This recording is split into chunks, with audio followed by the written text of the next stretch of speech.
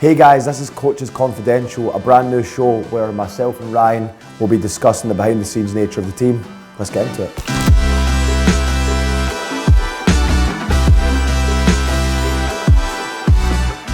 T12 obviously not the best performance this team's shown for the last year. We've been like probably the highest placing team like on average, like not placing outside the top four. Outside of FaZe, I'd say they're probably the highest average placing out of any team. This is our first time obviously placing outside the top four. Prior to Major One, we hadn't placed outside the top three, so it's a bit of an alien feeling for this group in the past year to kind of experience this kind of failure that we have ultimately felt recently. But going into it, really wasn't expecting to obviously fall at that point. We believed we were a team that were better than land going into it as well, and then drawn against potentially LAG or Boston, two teams that we were pretty confident against. So when we got LAG, we were like, okay, they've got a new player. They've just lost 3-0 against Boston. Yeah, it's looking pretty good in my opinion for us at that point in time. So obviously we know what happened after that, but ultimately top 12 is not where we want to place as a team. So big disappointment for us for that event. But onwards and upwards, the only way is up. I think the real problem that we had was the qualification game. Like you have to have a decent qualification campaign to get that winners bracket berth, because it's so important for your aspirations. Because when you're in that position, we're 11th seed, we have kind of a disadvantage in the veto process, and obviously we came up against an LAG team that ultimately just caught fire.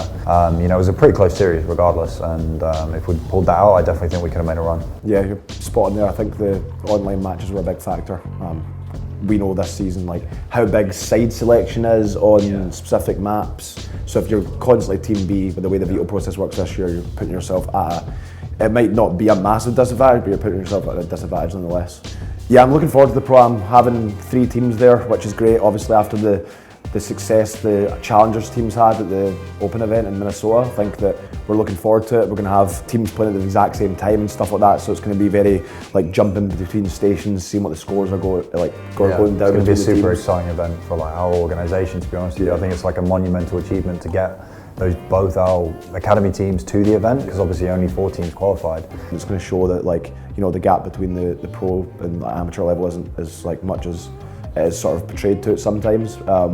Teams are going to get underestimated more than likely, and there's going to be some teams that probably don't watch VOD of certain amateur teams, etc., and that's where the amateur teams can really cause some upsets.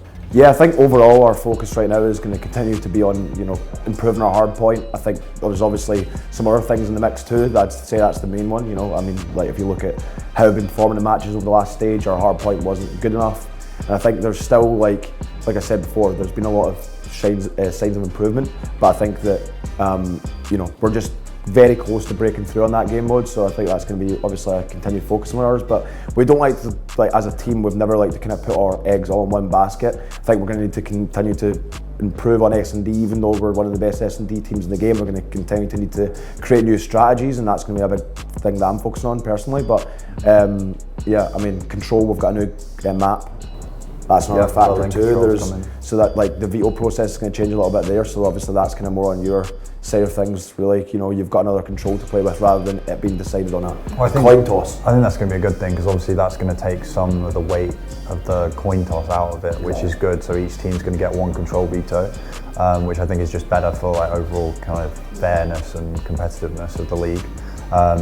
As you alluded to, it's a hard point that we really need to start converting on some of these close hard points that we're playing. Obviously we lost 6 out of 10 hard points, and they were all super close, under 20 points. So when it comes down to these clutch moments, we need to start clutching up in these hard points, and obviously maintaining that level that we have showed in Search and Destroy. And even like you say, we need to continue to innovate and maintain that level that we showed in S&D and Control. And as long as we stay on top of everything, because often when a team concentrates on that one mode, and then they put so much emphasis on it because they want to improve on it, and then they let the other mode other modes slip slightly, and then they start having issues in those modes. So you have to be really all encompassing with your approach, and really just strive every day to maintain that level of performance and excellence in all 3 modes, because that's how you really become a championship winning team, and that's what we aspire to do, and we know that obviously this team has the capability to do that. So that's what we're going to be looking to do. Hit the nail on the head there, Ryan. There you go. All right guys, that was Coaches Confidential. Let us know if you like the new series, and we'll catch you in the next one. All good? Come on! Yes! 1 take 1!